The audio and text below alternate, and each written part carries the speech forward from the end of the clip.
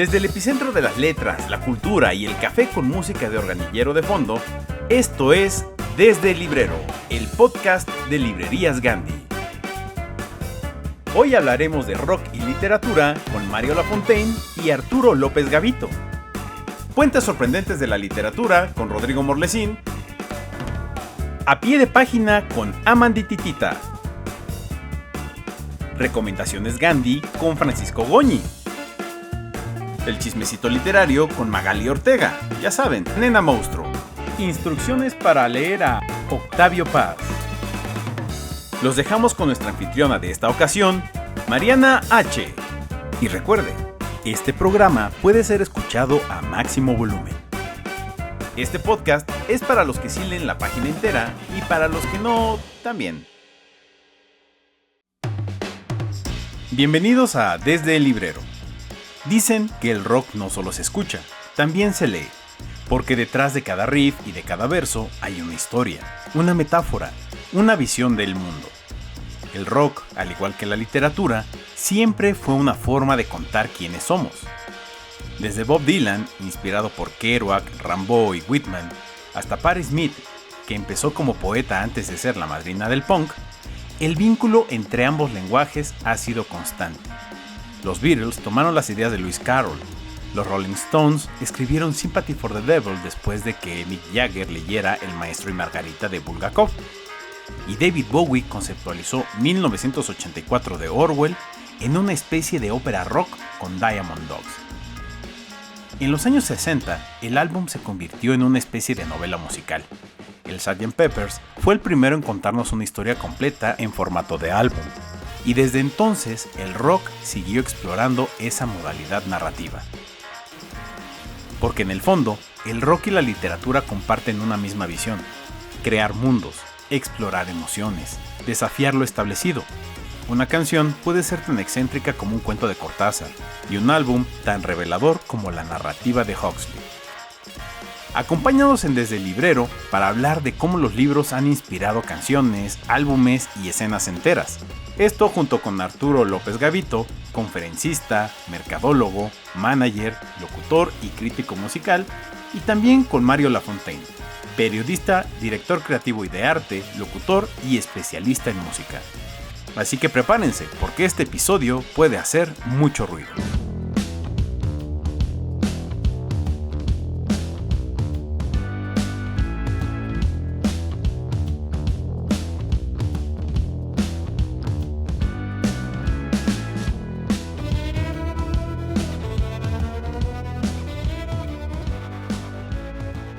Hoy vamos a hablar de literatura y rock y no nos van a alcanzar las horas para platicar con este par de invitados acerca de ese tema que nos encanta y que ellos conocen muy, muy bien.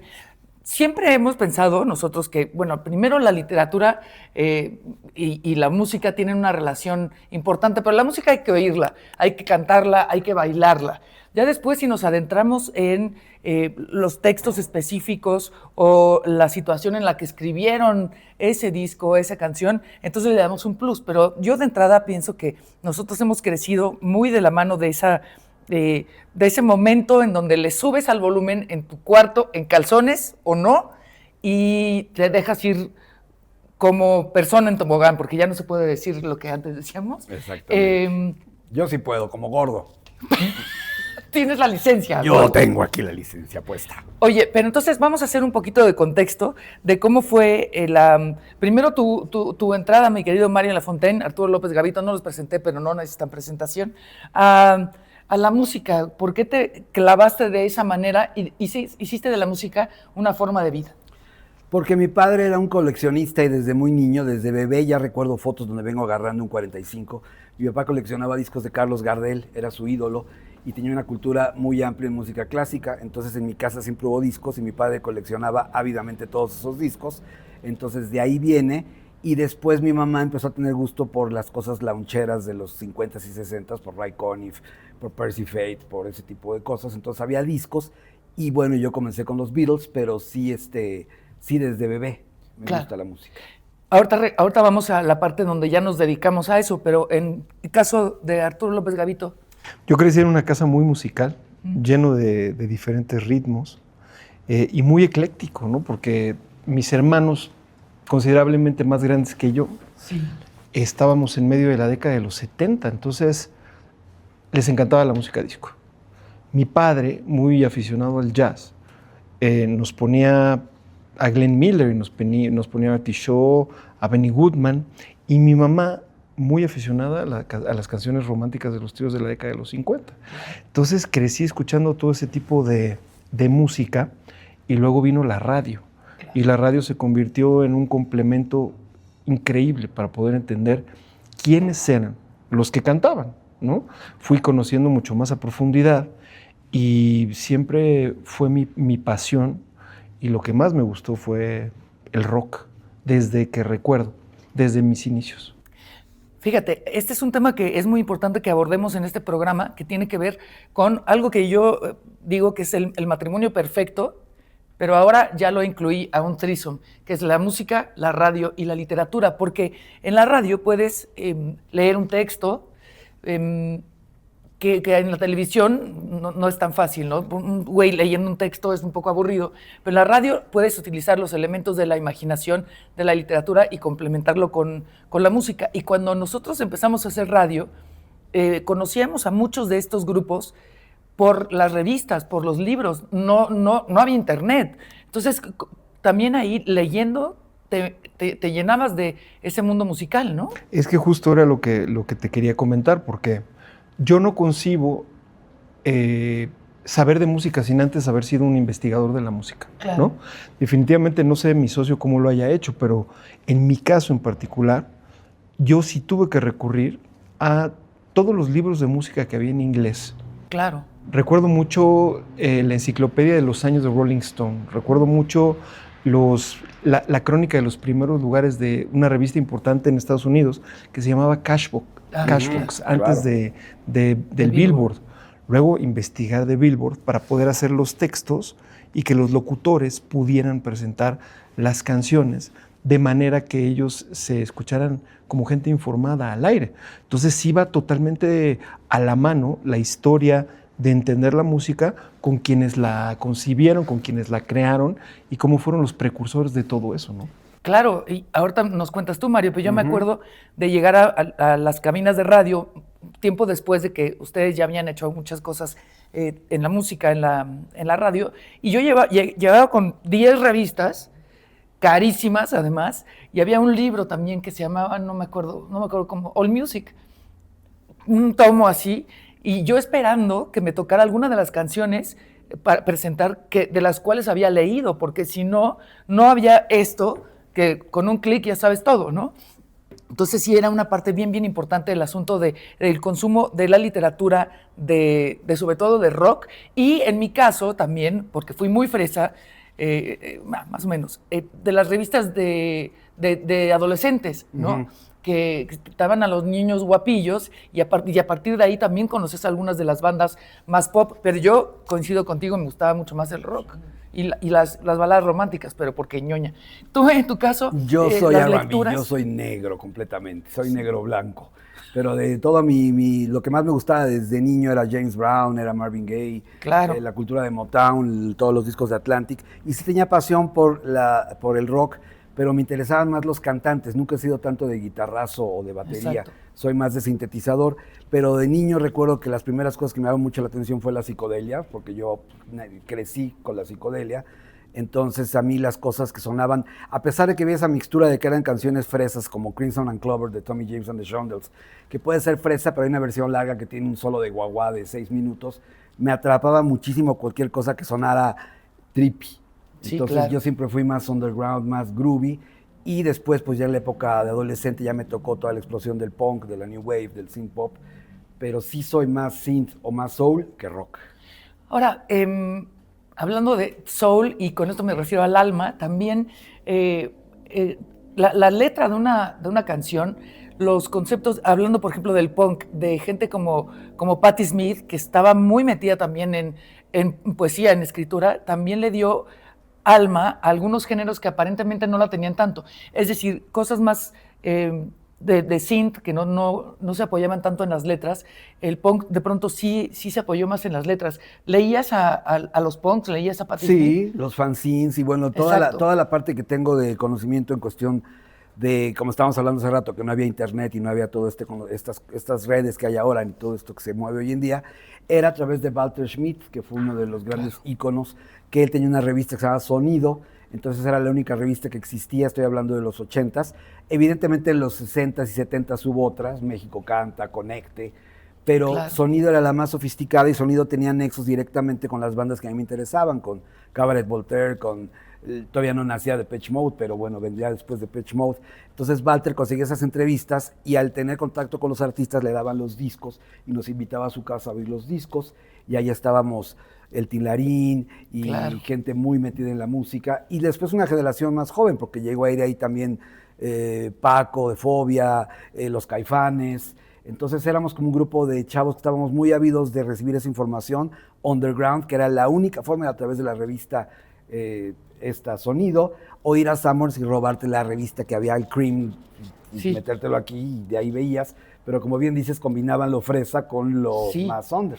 Pero eran muy caras aparte de esas Muy revistas. caras. Entonces sí tenías que pues, invertirle a eso o robártela, como dice Mario Lafontaine, que me da mucho gusto, porque eso a final te hizo a ti ser este promotor sin intención o como de les vengo a leccionar, sino y hacernos a muchos conocer toda esta música que hoy conocemos. Vamos a irnos tantito a ese underground, pero más de Inglaterra, por ejemplo, porque hablando de literatura, bandas como The Cure, se sabe que Robert Smith era lector y que hizo incluso Killing an Arab, basándose en Albert Camus, en El extranjero, Sí. pero otras bandas también underground eran lectoras, ¿no? Totalmente. Yo creo que el rock en sí iba muy pegado a la literatura. Y bueno, si hablamos desde los 60, pues los Doors, Jim Morrison era Claro. un poeta y era ávido de la lectura de todas estas cosas, entonces no hizo más que musicalizar textos o retomar textos de otros para meterlos en todo este entorno, igual que los Rolling Stones. Los Beatles no tanto, los Beatles eran como de creación propia, salvo Lennon, que era el más político que metía, Sí. pero creo que el rock sin la literatura no hubiera existido. Claro. Yo creo que el caso del nacimiento de las bandas de Manchester, ¿no? Es decir, la mitad de las letras de Morrissey dependen de Los Poetas Malditos y de Oscar Wilde. Correcto. ¿No? Sí, sí. Todo esto de lo que él hablaba, por ejemplo, la canción de Cemetery Gates, ¿no? Sí. Que te reflejan muchos pasajes de la poesía de Oscar Wilde, la cuestión victoriana de ese momento. Y yo coincido con Mario en lo que él está diciendo, porque no hubiéramos tenido un Bob Dylan si no hubiéramos Claro. tenido la poesía de principios de siglo. No hubiéramos tenido el nacimiento, por ejemplo, de Alan Parsons Project si no hubiéramos tenido también Edgar Allan Poe con Así el Tales es. of Mystery and Imagination Así primero. Todo lo que se empezó a gestar, Paul Simon. Paul Simon no sería nada tampoco si no hubiera leído prosa americana de finales del siglo XIX. Yo creo que los grandes letristas tienen su base en todo lo que leyeron. De ahí que fueran tan hábiles en plasmar en las letras de sus canciones cosas que son tan claras y también tan interesantes, porque el jazz nunca ha sido un género que se ha soportado en las letras per se, sino en la musicalidad, ¿no? Que es lo que dice Mario. Así es.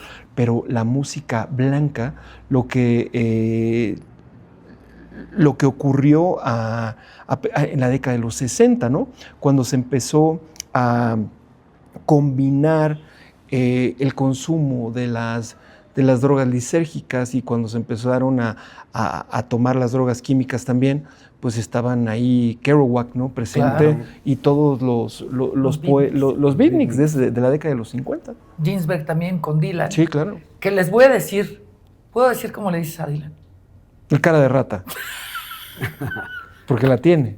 La otra vez en un programa en vivo yo dije que Dylan había sido guapo y me socio, pero ¿cómo? ¿Verdad Yo que los sí fue oí, guapo? yo los oí. ¿Fue y guapo estuve- alguna vez? Tenía onda, no me parecía especialmente guapo, tenía onda, pero sí, cara de rata me encanta. Y vamos a hablar de eso y del premio Nobel también más adelante, pero ahorita dijiste algo que es clave también, que el jazz, a diferencia de algunos otros letristas, bueno, no estaba fundamentado en eso, pero hay mucha literatura de las vidas de muchos de los jazzistas que fueron muy salvajes, muy dramáticas. También importa, Arturo, conocer la vida, de dónde vienen estas vidas de muchas adicciones, y no lo digo con ningún afán de crítica o de juicio, pero de adicciones, de mucha violencia, de carencias. Importa conocer la vida de estos grandes jazzistas para involucrarte más en su sentir, o lo podemos separar, o simplemente complementa.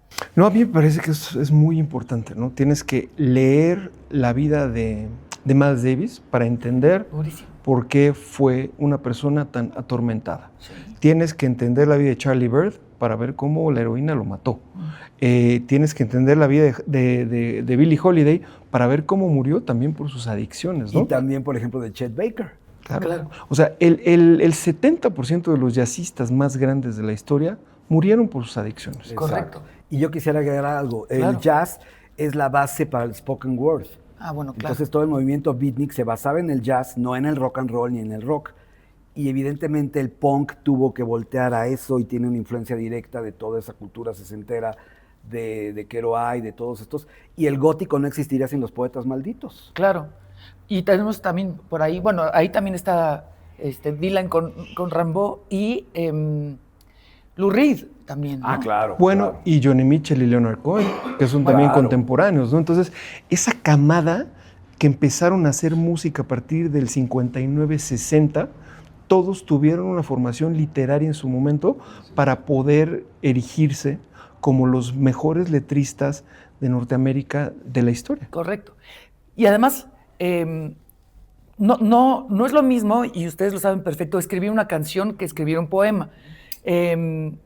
Muchas veces se puede musicalizar o muchas veces pueden parecerse, pero no es necesariamente lo mismo.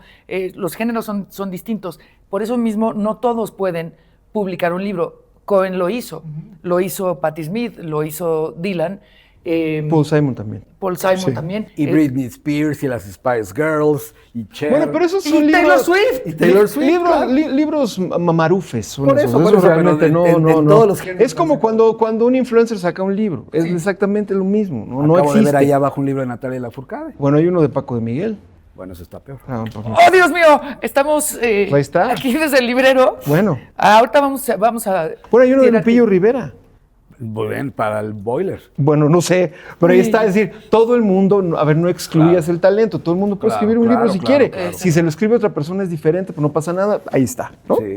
Oye, y es un muy buen punto. Los ghostwriters, o se les dice también negros en el mundo literario, que escriben, por ejemplo, las biografías o sea, lo firma Keith Richards, pero no saben si él lo escribió, igual que Springsteen. El que sí lo escribió fue Cara de Rata, su libro Chronicles, que es buenísimo. Pero de eso hablaremos regresando de este corte.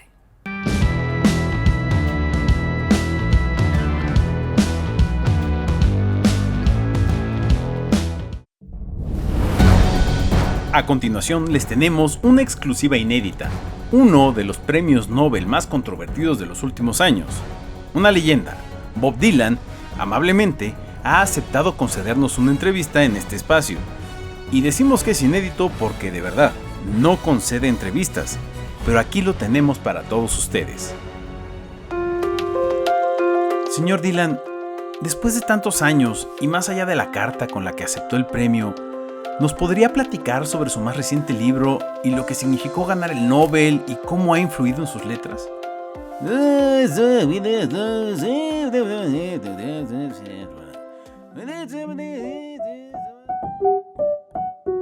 Este podcast es para los que sí leen la página entera y para los que no, también, desde el librero.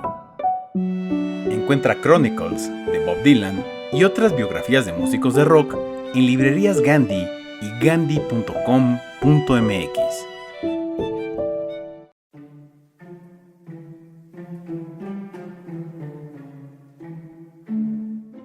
Bienvenidas y bienvenidos a un capítulo más de Puentes Sorprendentes.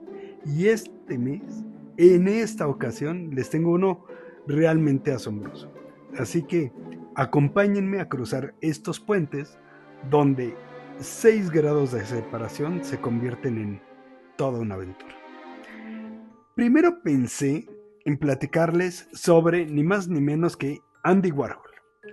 Andy Warhol es uno de los artistas del siglo XX con más libros. Sin duda, libros de arte, cómics, libros sobre él, incluso libros infantiles.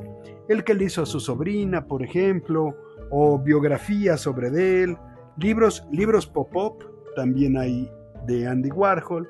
O sea, de Andy Warhol hay un sinfín de libros, y para todas las edades, con todos los estilos. La verdad es que es uno de esos artistas que vale la pena tener muchos libros. Bueno, eso pienso yo. Pero ¿cómo se une a una de las grandes leyendas de la literatura infantil? Bueno, pues aguanten, porque Andy Warhol fue muy amigo, ni más ni menos que de David Hockney. David Hockney, otro importantísimo pintor, artista, que ha hecho cosas espectaculares y que tiene también una buena cantidad de libros. Incluso tiene uno que se llama Historia de las Imágenes para Niños, y que es eso, un recorrido sobre el mundo de las imágenes, y que vale mucho la pena. Pero momento, esta cápsula tiene una sorpresa especial. Todas las relaciones tienen algo que ver con música. Entonces, Andy Warhol. Ustedes saben que Andy Warhol pues hizo retratos de Freddie Mercury, de Aretha Franklin, de muchos músicos. Pero antes de ser Andy Warhol el que conocemos, también hizo ilustraciones para portadas de discos. Cuando él era un ilustrador publicitario, hizo, por ejemplo, la obertura de Guillermo Tell.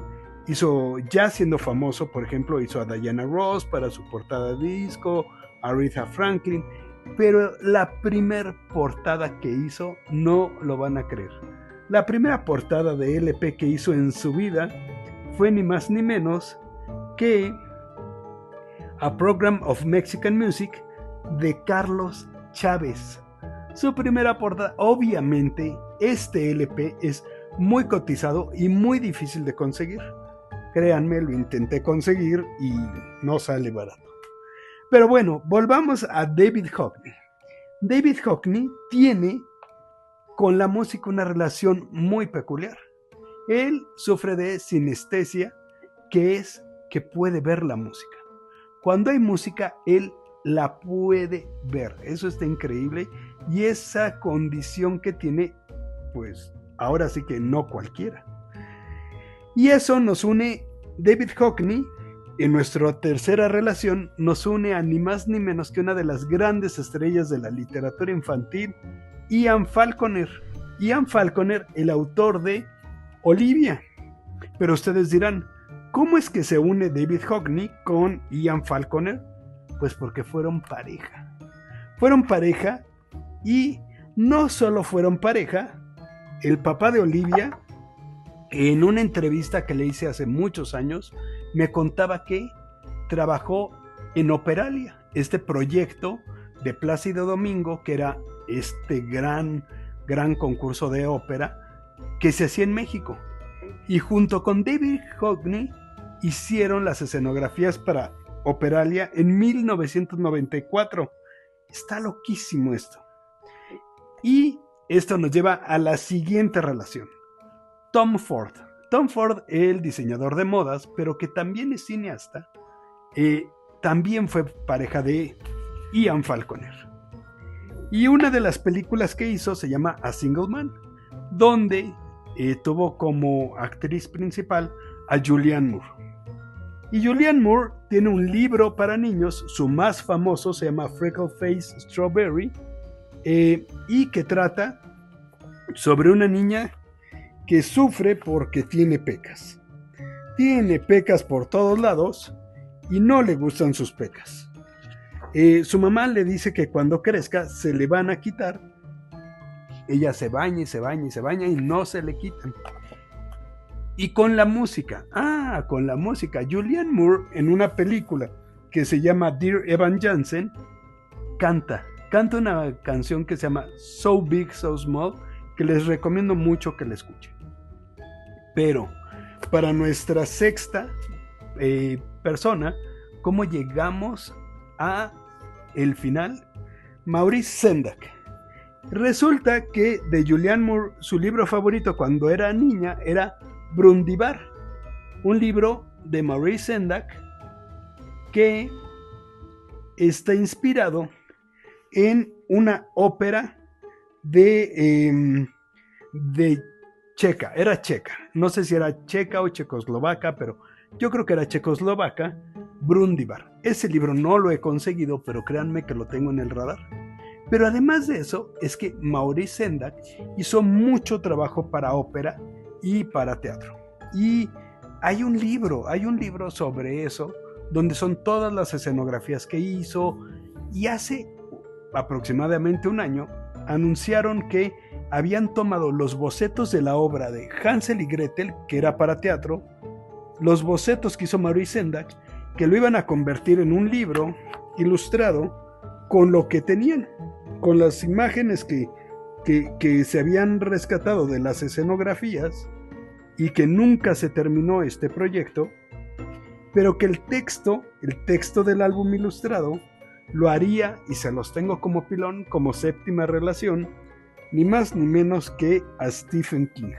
Ese libro está por salir en español, todavía no, todavía falta un poco, pero paciencia, en inglés ya existe, está increíble y para el material que tenían les quedó muy bien, pero bueno, así tenemos un puente sorprendente de Andy Warhol a Maurice Sendak que no se conocían, pero que se unen por Debbie Hockney, Ian Falconer, Tom Ford, Julianne Moore.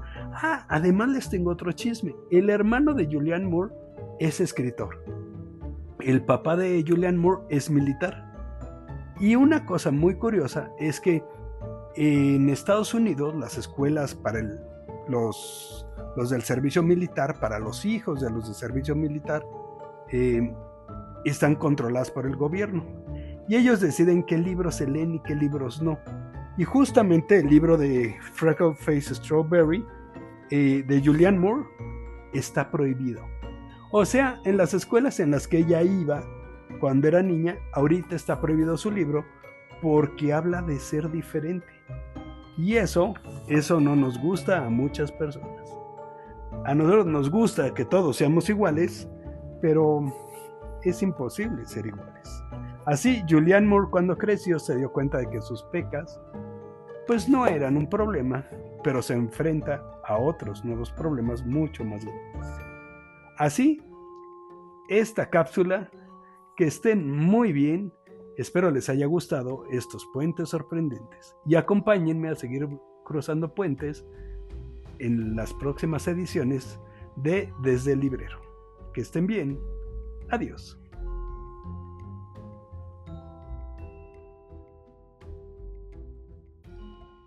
Estábamos hablando de músicos que escriben, si todos pueden publicar un libro o no.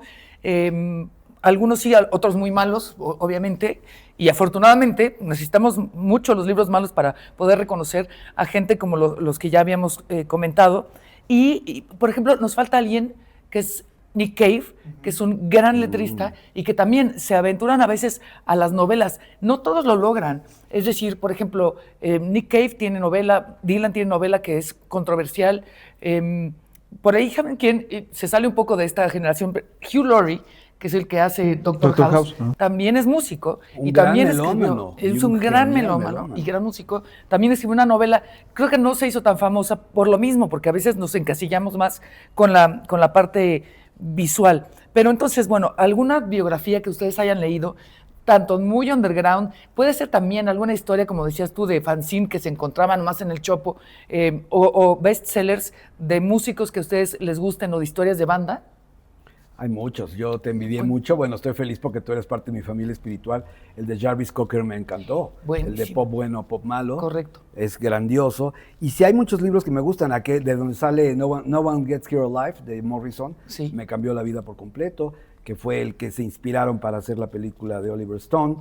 Y sí hay muchos, la verdad es que sí hay muchos, de Elvis Costello, hablas de Nick Cave. Lo que pasa es que Nick Cave ahora cayó en un nicho a partir, y no lo culpo, de todo lo que pasó con sus hijos en una depresión mayor, y escribe cosas aún más obscuras de lo que ya hacía, pero también sentimentales, y también de los más oscuros pasan a escribir sobre Dios.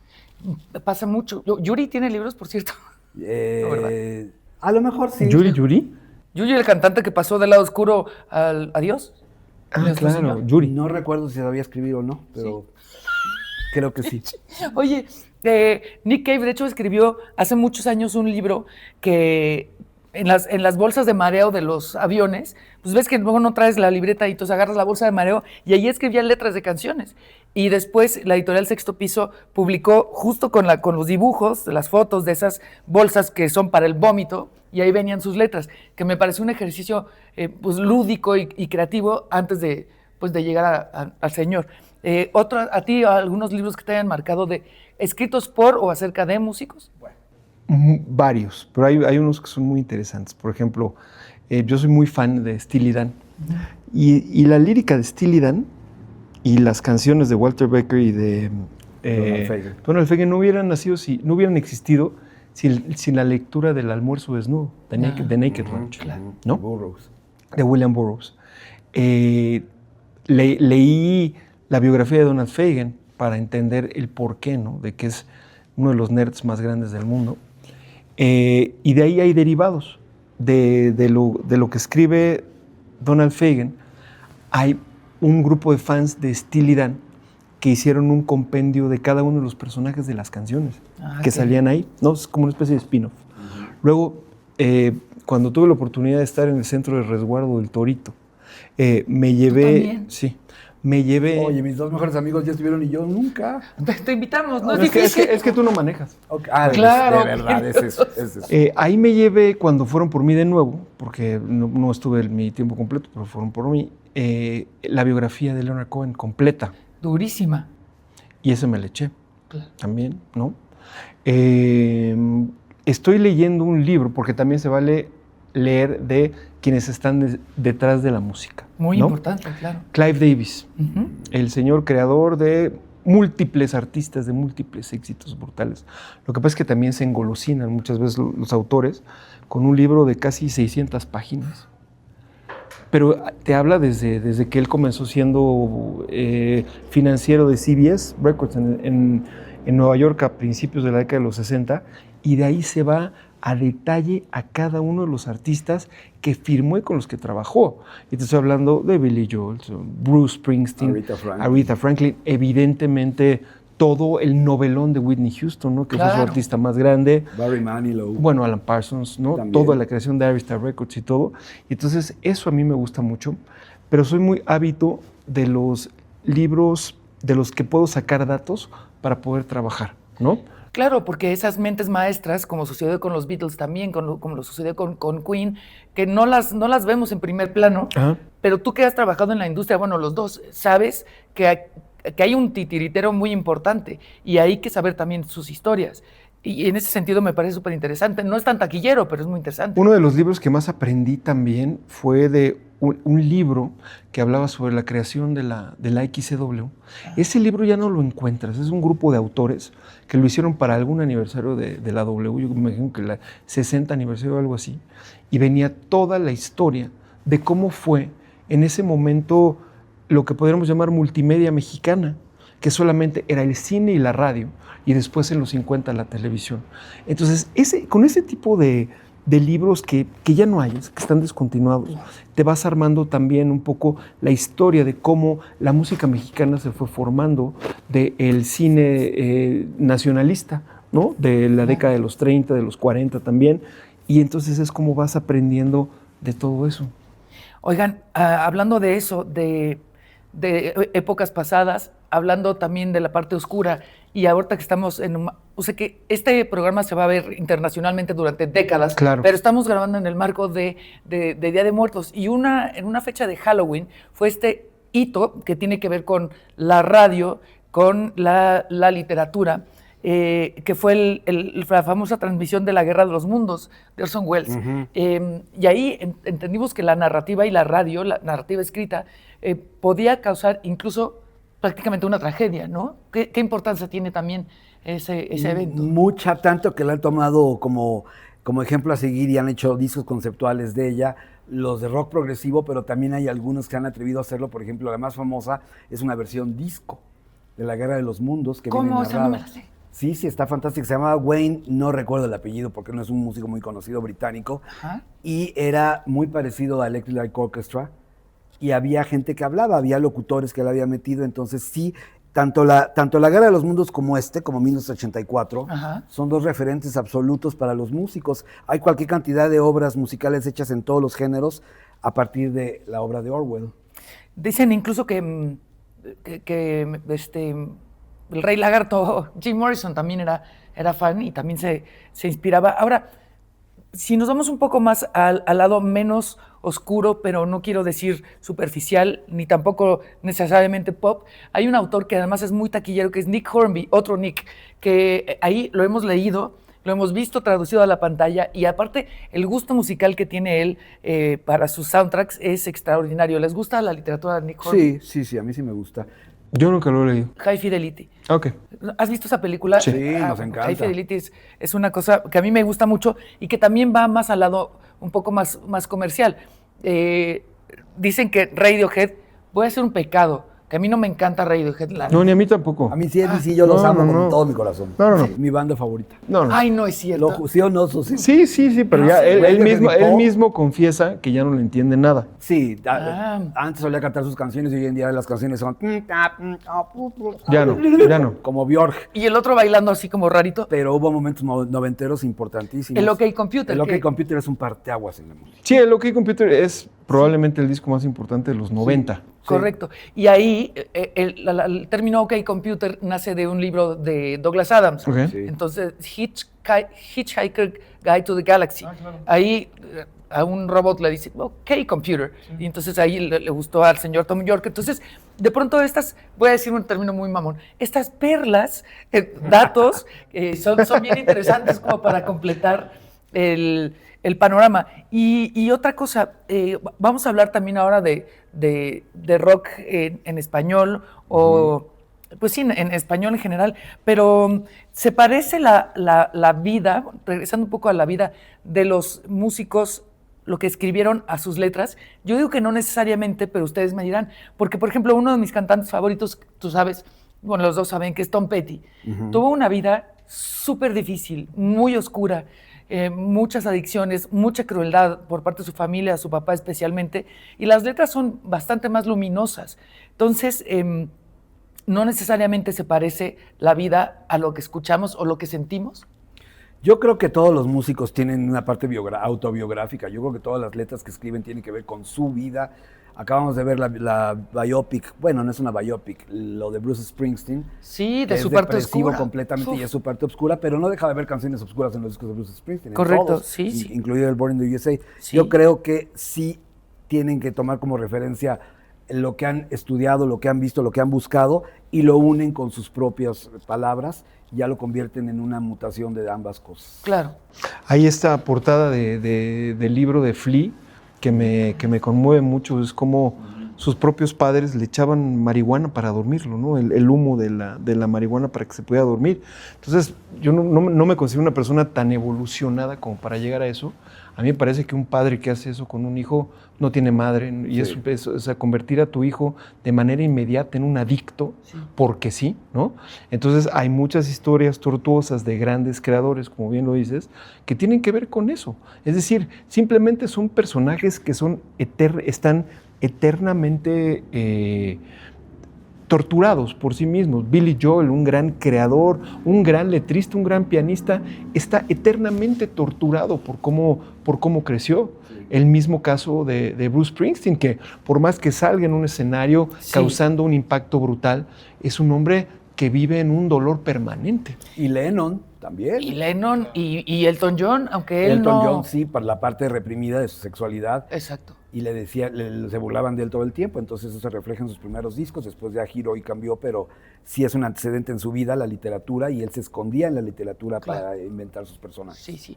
Que Elton John no componía, pero su proyección no era necesariamente esta onda muy dark, sino otra postura, pero también con sus dolores, también lo vemos en la película. Claro.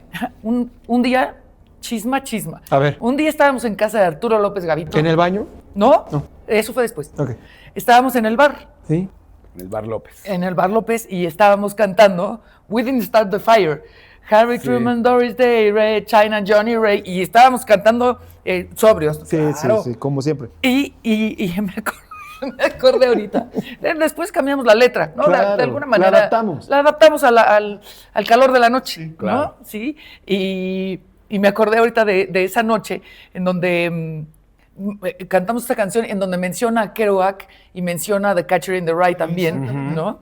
Que era el libro que estaba leyendo Mark Chapman. Mark Chapman antes de Y que también es echarse un a libro Lennon. que ha servido de inspiración para muchísimos músicos y obras conceptuales de la música. Absolutamente. Importantísimo ese libro para la generación beatnik. Sí, Y me absolutamente. regañaste porque ese día ustedes estaban cantando de Kerouac y yo pensaba decir Raúl Velasco, Pati Chapoy, Luis de Llano, no sé qué.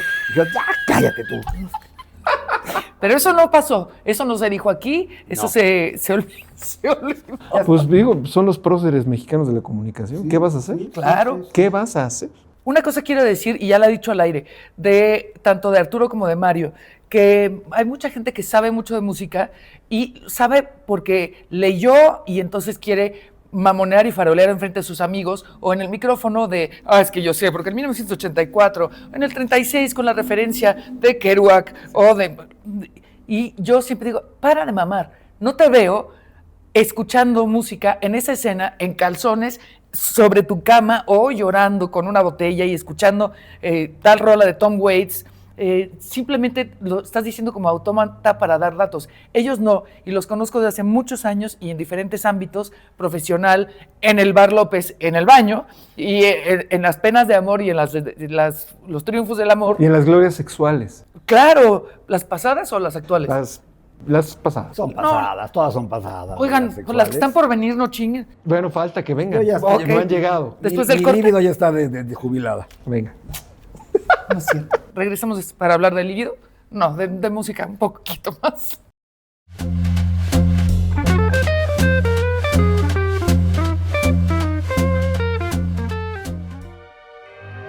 La noche huele a hierro y tempestad. Sé que más allá de esas aguas nos depara la muerte o la fortuna. Mis hombres confían en mi pulso, pero yo solo escucho el rumor del mar, antiguo y sabio, recordándome que toda victoria es fugaz. Esta noche entraremos en territorio pirata, sin saber qué es lo que nos depara. Llévelo, 15 pesos, 15, MP4 antes de que salga del cine. Llévelo, clon de calidad, el mejor precio. Encuentra el One Piece, la colección completa. Llévelo.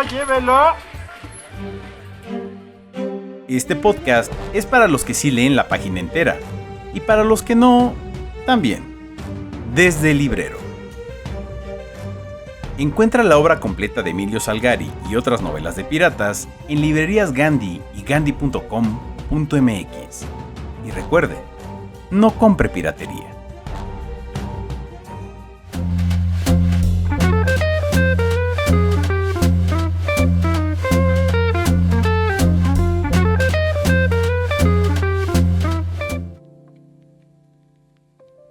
Hola, yo soy Amanda Lalena. Sé que quizás me conoces como Mandititita, pero yo me llamo Amanda Lalena y mi nombre es por dos canciones, una de Víctor Jara y otra de Donovan.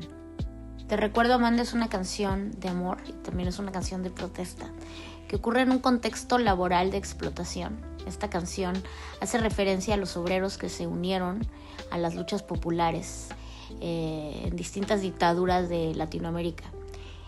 Víctor Jara compuso esta canción antes del golpe en Chile y resulta que es como una atroz premonición, ya que Víctor Jara fue torturado y asesinado durante la dictadura militar de Augusto Pinochet en Chile. La Lena es una canción o una poesía de Donovan inspirada en las mujeres que viven al margen de la sociedad, que fueron rechazadas, ya sea por ser artistas o no tener familia, ser pobres, ser prostitutas, ser huérfanas, no tener un padre que las respalde o un marido, o simplemente tener el deseo de la libertad. Entonces esta canción denuncia esa hipocresía moral. Cuando supe el significado de estas canciones era muy joven y me horroricé. Y qué pésima idea ponerme así nombres de dos mujeres que tienen una vida terrible.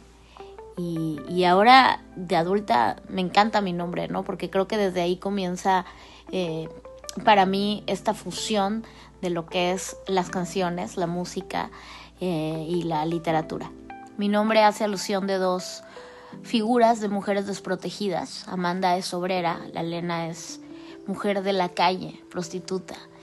Estas mujeres el sistema las considera invisibles, pequeñas, sin honor por no tener un padre o un esposo o alguien que las defienda. Y esto, pues, me parece algo increíble de análisis, ¿no? Porque son víctimas de esta estructura de un sistema moral, patriarcal, de indiferencia social.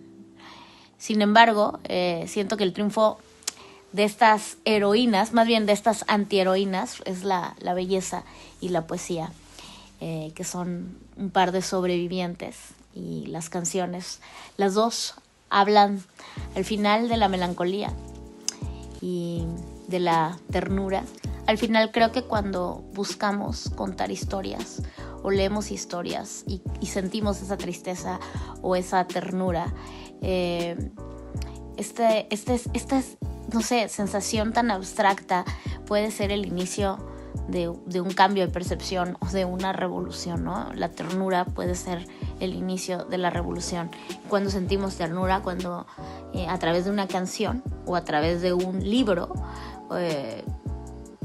nos ponemos en los zapatos de la otra persona. Por lo general estas canciones y la protesta se escucha en el rock, y el rock incomoda y la literatura incomoda cuando denuncia. Me parece que en una canción no hay suficiente tiempo para explicar cómo romper un sistema, pero que en un libro sí lo hay. Y en este sentido, para encontrar un cambio, para hacer un cambio, pues va de la mano el rock y la literatura. Me gustaría explicar que para mí el sistema tiene poco que ver con el gobierno o con algo externo, sino con nuestros propios pensamientos, unos pensamientos que anulan. Creo que lo externo lo tenemos bastante identificado, ¿no? Como el capitalismo, el patriarcado, esta conciencia de prohibición moral, el racismo, el clasismo, miles de formas donde nos han querido domesticar. Pero para mí lo más peligroso es la dictadura interna, la dictadura de la cabeza. Estas voces que continuamente nos hacen compararnos con las otras o con los otros y nos dicen: no eres suficiente, no te mereces el triunfo, necesitas más educación, ¿no? No hagas ruido, no denuncies, no pelees, si quieres caerle bien a los demás, contrólate, no sé. Ese sentimiento de sentirnos imperfectas o imperfectos es lo mejor que le puede pasar a un sistema, porque nos lleva a consumir en esta eterna insatisfacción, ¿no? Y cuando lees, cuando formas un pensamiento crítico, pues cuando escuchas canciones con contenido que van más allá de esta línea de la fiesta y el amor, que también nos gustan y que también nos hacen bien, pero cuando escuchamos canciones que nos hacen pensar, de alguna manera no es tan fácil engañarnos, ¿no? Y que seamos víctimas de estos sistemas externos e internos que nos anulan nuestra individualidad y nos exigen todo el tiempo más, ¿no? El rock y la literatura te hacen pensar en los demás también, ¿no? Mi palabra favorita es la palabra otredad, porque la palabra otredad habla de buscar conocer al otro y entender al otro.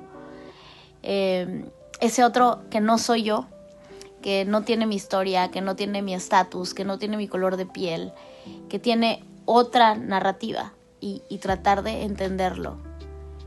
cuando surge esa ternura por la historia del otro, cuando logramos ponernos en los zapatos del otro, se rompe ese juicio que nos divide y que es justo el sistema, volviendo al tema del sistema, le conviene que estemos divididos, fragmentados, ¿no? Entonces las historias nos unen, el rock nos une. Para mí primero fue el rock.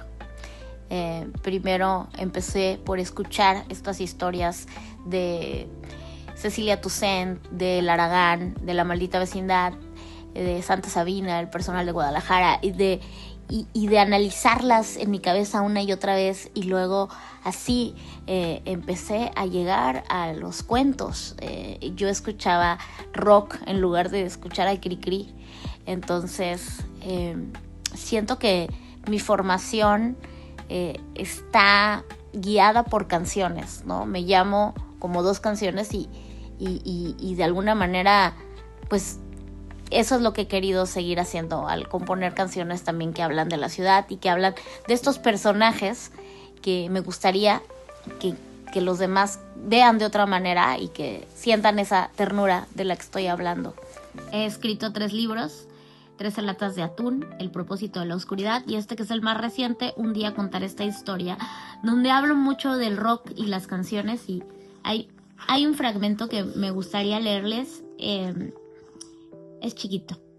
Los ángeles también toman forma de canciones, aletean en palabras. Cantar es montar el milagro y amplificarlo.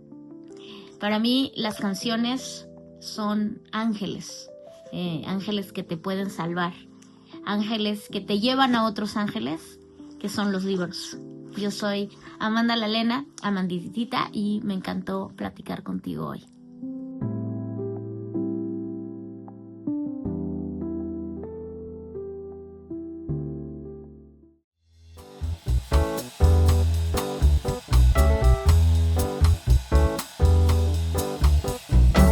Hola amigos, los saluda Francisco Goñi desde Librerías Gandhi. El día de hoy les tengo 3 recomendaciones buenísimas. Arranco con el libro del mes, El otro Nobel, del periodista Kim Manresa. En este libro vamos a encontrar retratos, imágenes impresionantes de los grandes escritores que han ganado el premio Nobel, como Annie Ernaux, Han Kang, Saramago, entre otros. Esta es una opción fascinante de lectura para estos días. En nuestra sección Autores del Mes quisimos hacerle un homenaje a Jane Austen, la escritora británica, por los 250 años de su natalicio. Austen ganó la inmortalidad por obras como Emma, Orgullo y Prejuicio, Sensatez y Sensibilidad. Espero que les interese alguna de estas opciones. En nuestra sección Lo de hoy quisimos hacerle un homenaje al escritor uruguayo Eduardo Galeano por los 85 años de su natalicio. Galeano dejó una obra fundamental para entender el pensamiento de América Latina, así como su devenir. Les recomiendo libros como Las venas abiertas de América Latina, Bocas del tiempo, Espejos. Bueno amigos, espero que les gusten nuestras recomendaciones.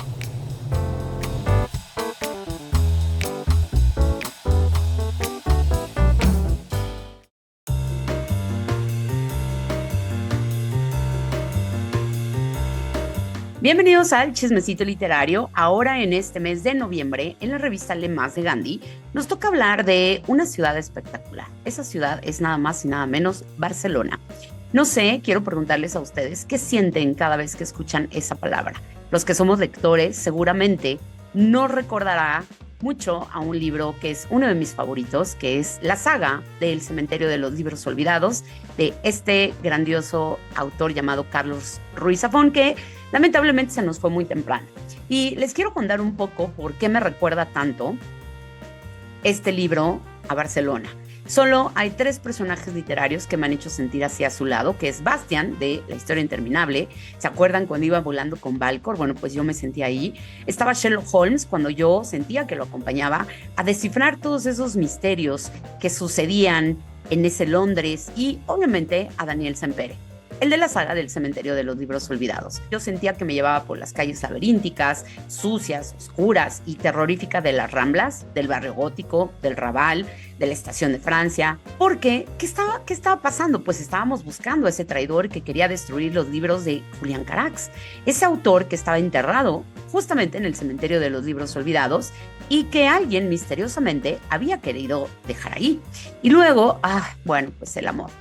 El amor de Bea, pero también estaba el diablo, pero estaba Penélope, pero estaba la tumba y Fermín. O sea, es que hay tantas cosas que podemos hablar de este libro. Entonces, como en este número estamos dedicados a hablar a Barcelona, yo cada que leo ese nombre me doy un encontronazo con Daniel Sempere y por supuesto con Carlos Ruiz Zafón, que dejó el mundo siendo muy joven y la verdad es que él vino a lo que vino, a dejar una de las mejores novelas contemporáneas, la segunda más vendida después de Don Quijote.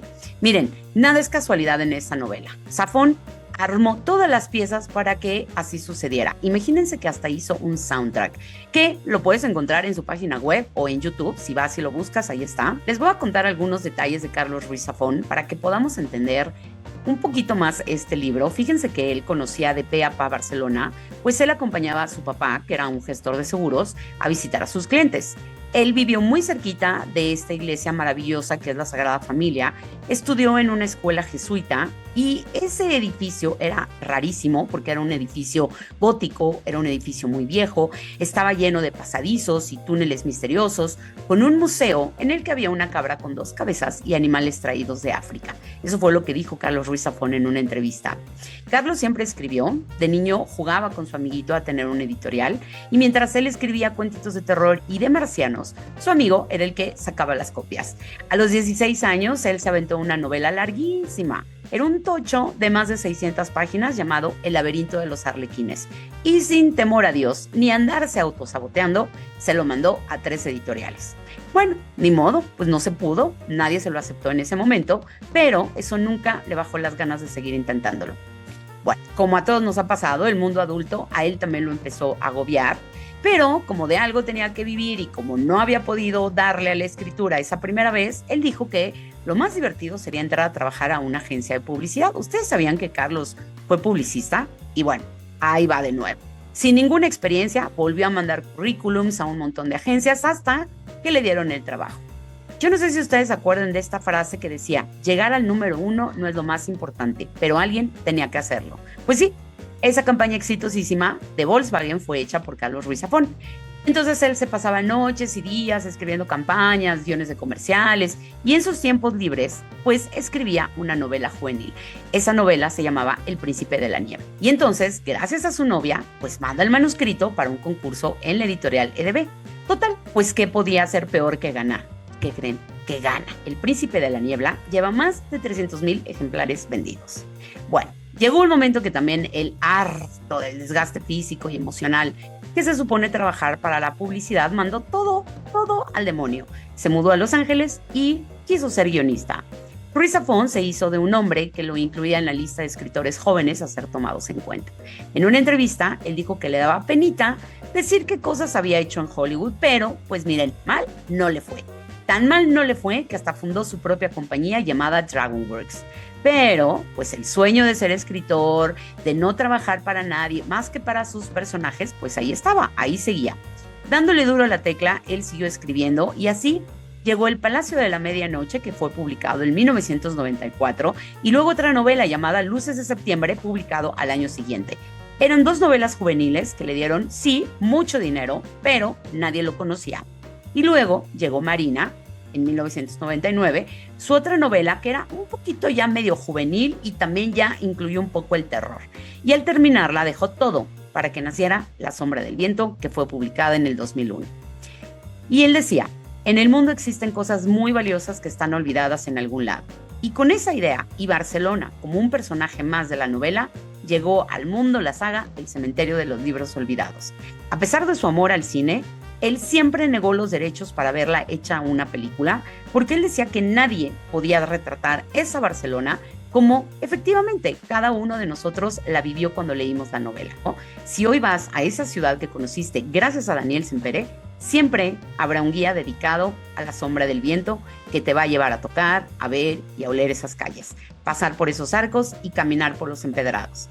Barcelona es de todos los lectores, gracias a Carlos Ruiz Zafón. Nos vemos en el próximo número.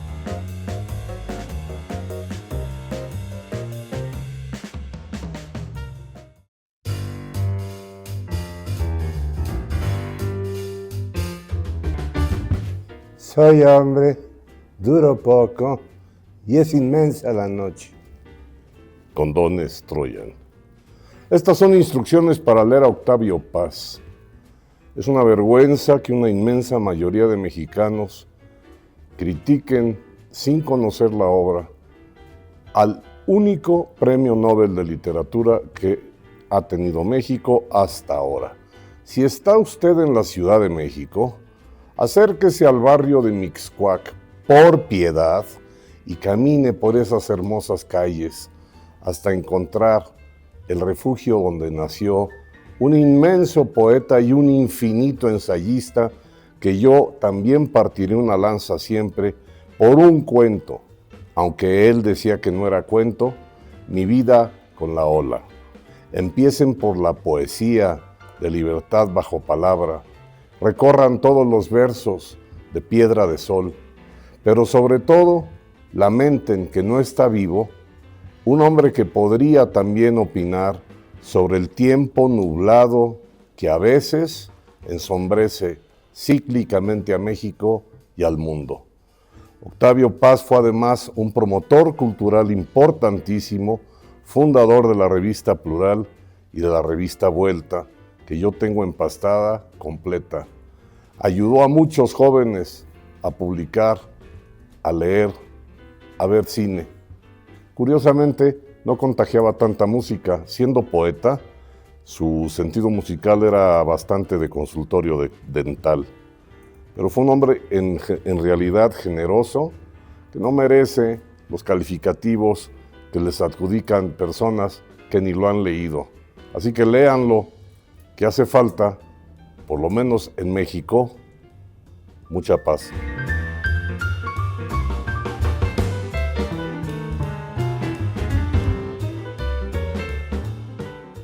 Ahora vamos a jugar a una trivia.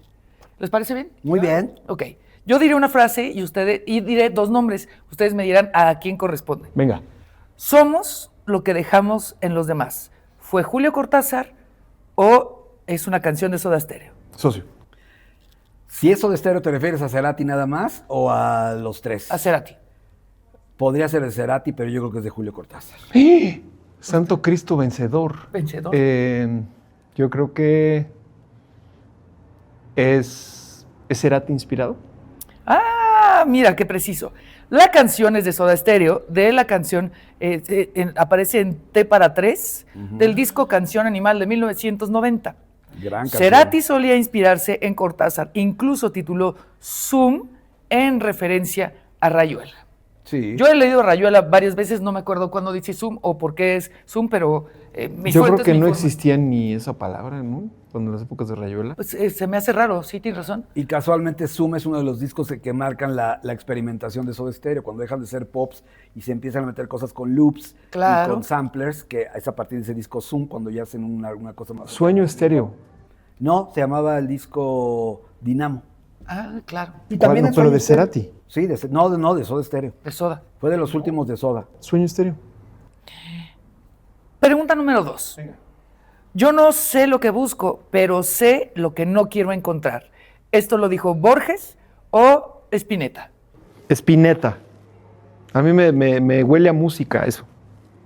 Pues yo la verdad no sé cuál puede ser de cualquiera de los dos, porque Spinetta sí fue un poeta importante, sí, pero está basado completamente en muchos escritores, especialmente latinoamericanos, como todo el rock en español argentino, están basados en todos los grandes de la literatura que son hispanoamericanos. Que aparte yo soy muy fan de la literatura argentina. Fue Spinetta, jóvenes. Claro. De Cantata de Puentes Amarillos. Linda canción. El disco Artaud, que me imagino que hace referencia a Antonin Artaud. Sí, Oh, del amor. pero mamil. ese es de Pescado Rabioso, que era un proyecto que él tenía. Pescado Sí. Rabioso. Ujú. Y Juguete Rabioso, Lo toma de ahí. claro. Claro. Que también es una banda De un argentina argentino. de Federico Bonazo, que también están muy ligados a la literatura. Tanto el papá de Federico Bonazo como él también tiene una novela que se llama Diario Negro de Buenos Aires. Y andan muy exquisitos. Sí, mira, Spinetta decía que el rock debía tener profundidad poética. Ah, sí la tenía. Van dos más y ya. Venga. Esto es, dice, no puedo evitar que me gustan las personas tristes. Esta la super van a saber, si no es que ya la saben. A ver. No puedo evitar que me gusten las personas tristes. Lo dijo Albert Camus o Morrissey. Socio, contéstala. ¿La Camus. tienes?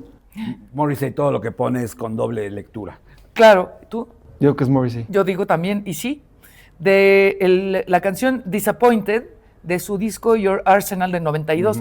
Sí, bueno, me suena esa nostalgia y tirarse al drama de Morrissey, que, Claro, totalmente. que como tú dices, tiene también muchas referencias literarias, pero además sí hizo como este género un poco azotado, con los dobles sentidos literarios son súper importantes también en la Y música de basándose Morrissey. completamente en Oscar Wilde y en la doble vida de Oscar Wilde. Claro. Es un ejemplo clarísimo para él que pues es eso, ¿no? Claro, totalmente. Yo me acuerdo mucho que la primera vez que vino Morrissey a México fuimos al Auditorio Nacional. Entonces, fue un concierto medianamente bueno. Los otros no sé, pero ya no me dieron ganas de volverlo a ver. Y cómo lo idolatraba yo en esa época. Entonces, enfrente de los que estábamos sentados ahí había una pareja de gays. Y cuando salió Morrissey, que estaba, ¿no? Decía, oye, qué gorda está. No. Y le dice, no está gorda, está mal fajada. Eso es lo único que recuerdo. Y del- fue del cuando se concierto de puso un Morrissey. chaleco, se quitó la camisa y se puso un chaleco de mariachi. Neta. Bueno. No, bueno. Bueno. Hervidero Hay que ahí saber de pasión. esconderse bien la panza, señor Morrissey. Vea quién se lo dice. Ay, ya, no, nos gusta su pancita. Yo amo a Morrissey y su obra, pero lo detesto. No como toda persona. la obra. Es mamón. A mí No sí me toda la gustan obra, todos, no bueno, toda la casi obra. todos los discos, hasta los recientes. Yo creo que ha sido un músico inconsistente y que su ego lo ha hecho pedazos. Y una soberbia terrorífica. Yo alguna vez intenté entrevistarlo y me dieron 5 minutos y en 5 minutos contestó. Ya, vámonos. No. Y me trató, me pelució como si viniera yo de Ventaneando. Oigan, a mí me pasó también que cuando, yo trabajo en Grupo Imagen y en alguna ocasión vino a México y fue a un programa que se llama Sale el Sol. Sí. Fue Morrissey con su show donde traía sus bailarines Esa todos fue ahuevados. la de Mario, esa vez. Ajá. Y sí dijo, que no me toque nadie, ni el microfonista, o sea, y llegó un chavo que se quería tatuar su firma, dijo, ni madres, no me toquen, no me hablen, nada. Y tampoco le fue bien en el show porque no lo entendían. A mí sí me gustó que hiciera... Fue el del Vive Latino. Exactamente. Pero ¿sabes por qué estaba en No Me Toquen y que no haya nada de que no fumen cigarros y que no Sí, se venda sí. nada animal? Porque acababa de estallar la pandemia. Fue el primer día en que se declaró mundialmente Ya la están pandemia. chapoyando. A mí me dijeron que íbamos a venir a hablar de libros y de música. Pero es que Ya parece la, el gatadita, chal. la gatadita es necesaria. Muy mal, muy mal. Está muy bien. De nuevo, regresa a tu texto. Tengo una última pregunta y después quiero hablar de un par de cosas personales también. El amor es un invento para justificar el deseo. Qué gran frase. La dijo Sábato, Ernesto Sábato o David Bowie. Ernesto Sábato. Yo también lo creo. Es de El Túnel, su obra maestra o una de sus obras maestras, y la repito por si la quieren recordar. El amor es un invento para justificar el deseo. O ya lo dirán los polivoces, el amor es una cosa esplendorosa hasta que te cae tu esposa. Eso es hablar de literatura. Claro, no es un show de En principios de la los años comedia 70. y en los cómicos de los 70 tenían un grado cultural Tenían amplio, la ¿eh? sección de la policía siempre en vigilia. Claro, Héctor Suárez y los Polibos y Sí. Chabelo sí leían cosas y Sí, sí sí, eran sí. intelectuales. Oye, ese es otro programa, si me lo permiten, proponerlo aquí desde el librero, hablar de justo esas personas tan leídas que de pronto no lo vemos porque no están basando su carrera o su personalidad en eso que saben y que nos sorprenderíamos de grandes lectores que no lo hemos visto. Para hacer un breve homenaje a estos dos de jóvenes, ¿qué hacías tú en la Gandhi de enfrente? Ahorita que llegaste dijiste, hacía mucho que no venía aquí. Walter Schmidt, que ya lo mencioné, consiguió que 2 librerías estaba Gandhi naciendo y una librería que se llamaba El Ágora, que estaba sobre Sí. Insurgentes, cerca del Teatro de los Insurgentes, prestaban su foro para que hiciéramos espectáculos y ahí se presentó Sais, María Bonita, Las Insólitas Imágenes de Aurora, Santa Sabina, Botellita. Entonces se convirtió en un lugar, era muy pequeñito el lugar, pero ahí yo hice por lo menos 7, 8 shows ahí, y ahí hice la entrega del Gramo, que eran mis entregas del Gramo, a lo mejor del rock nacional 86 y 87, y yo tenía un personaje que era la maestra Goyeneche, y me disfrazaba en drag, y le daba los premios, y se premia a Cecilia Toussaint, a Piro, a Fobia. Que de hecho comenta ese libro, ¿no? Que tú prologaste también. Sí. Menciónalo, es muy interesante. Lo hice 2 veces y la tercera lo hice en el Ágora, que era otra librería que ya no existe. No, pero el libro que prologaste. El libro de José Hernández Rivers Cruz que se llama Juguemos a que estamos en Londres. Claro, sí, lo presentamos. Te lo di, me lo mandó él para ti. Bueno, lo presentamos, ¿no te acuerdas? En ese texto se menciona eso. Sí. Es la mejor referencia que podemos conseguir sobre el nacimiento del rock de los años 80 en México, en la Ciudad de México. El rock underground. Que parece ser que prácticamente todo se gestaba en la zona del sur, Sí. milagrosamente, no sé por qué. Y había gente que no era sureña, pero venía al salvo sur. los de Café Tacuba, Tacuba. pero No, los que no estaban en Equira eran la maldita, Sí. que siempre dijeron que los sureños los peluceaban Sí. y siempre nos hicieron un poco menos. era una élite. Porque el movimiento, por ejemplo, Piro no era de por aquí, pero venía mucho por aquí. Es que venían. Piro Sí. vivía en Polanco. Bueno, ese libro, ¿cómo se llama? Díselo a la Juguemos audiencia. a que estamos en Londres. Jugamos a que estamos en Londres. Pero acá me decía algo bien importante, los catubos. Los catubos. Los Cagué Tacuba. Casi, cagué Tacuba. Perdón. Los Tacubos eran satelucos y nosotros les hacíamos... Pero ellos venían. dos son de esa generación. Sí, es una sí, generación después. Un poquito después. Es que la primera Es generación... una generación hasta después de Fobia. ellos. Claro, la primera generación Sí. de los que ya grabaron Es la disco tercera generación es de donde músicos. surgieron Caifanes, Fobia, Neón, Maldita. Todo lo que, Amantes, Botellita. y la segunda ya fue Santa Sabina y Correcto. otros más que ya todo fue Culebra. Rocotitlán. Todo Rocotitlán. Todo Rocotitlán. Pero, por ejemplo, Botellita de Jerez también tenía lectores. Claro. Los tres. Los tres grandes intelectuales, ¿eh? Claro. Claro. Y, por ejemplo, otro que tampoco fue tan popular como La Botella, José Manuel Aguilera, que también Sí, era Pero es es un muy dios bien, del ¿no? underground y sigue vigente y acaba de armar una superbanda que están Cecilia Alfonso y Federico Federico Fong, Fong. y él se llama Madre Perla. Madre Perla. Exacto. Y además, y José Manuel Aguilera también tiene libros, también escribe Es poesía. genial. Y las credenciales para Jaime hacer. López, ahí tendría Era lo que iba a decir Jaime. justamente. Claro. Jaime López, que también. Sí, todo. Guillermo Briseño, Claro. El creador de Apaga la Luz fue el último que antes que está celebrando antes sus de irse a 80 Veracruz. años. Todos ellos, pero fíjate, son vieja guardia. Ahora yo no sé si tenemos, hay músicos que tienen obviamente una formación de lectores, pero creo que esa camada Sí. fue mucho más Totalmente. pegada. Nos faltó uno que ya desapareció, Jorge Reyes de Chacmol. Claro, También claro. una persona importante, metida en la cultura, en todos los sentidos, y en la plástica, igual que Arau. Pacho Paredes, Pacho. que también se ha dedicado a muchos. Hoy en día es en Pacho, pero en sus buenos tipos de Pacho, sí, no deja brillaba tigre con mucho. cabeza. Pacho de... Baterista de La Maldita y después se fue director del Chopo mucho tiempo. Exacto. Y creo que ahí sigue, ¿no? En No, el Chopo. ya no sigue ahí, pero sí hace. Es que se empachó. Con los tacos de canasta que vende ahora aquí afuera. Proyectos culturales hace mucho también. Ahora, finalmente, ahorita hablábamos de la adolescencia de Mario, libro que te haya marcado a ti y que finalmente se ve traducido en tu gusto musical, en tu análisis crítico para descubrir músicos e incluso cosas como poder definir, criticar o apoyar a alguien en el escenario que está empezando. Había un libro que se llamaba Movers and Shakers, que era un libro de Rolling Stone. Este libro eran las carreras, año por año, de todos los grandes músicos de Inglaterra y de Estados Unidos. Ahí conocí la biografía de Elvis Presley, conocí a Chuck Berry, entendí el porqué de la importancia de Motown, por ejemplo, entendí la trascendencia de los Sound Studios de Memphis, todo eso. Y además de que me servía para hacer los guiones de radio, me servía para conocer a los artistas, y si de pronto salía alguna biografía no autorizada, que venía yo a comprar al Gandhi de aquí enfrente, yo me surtía aquí de los libros. Yo también. De libros y de CDs. Compraba yo muchos CDs en Gandhi porque la selección musical también era espectacular. Espectacular. Y lo interesante es que traían libros ingleses y traían libros de Estados Unidos, que era a muy buen precio. Entonces, lo que me interesaba, pum, lo iba comprando. Muy bien. Yo quiero decir 2 libros que a mí me gusta mucho también leer de grupos. Yo me inicié en las revistas más bien, pero 2 libros que a mí me han gustado mucho es uno que se llama Lipstick Traces, de Greil Marcus, que habla del punk.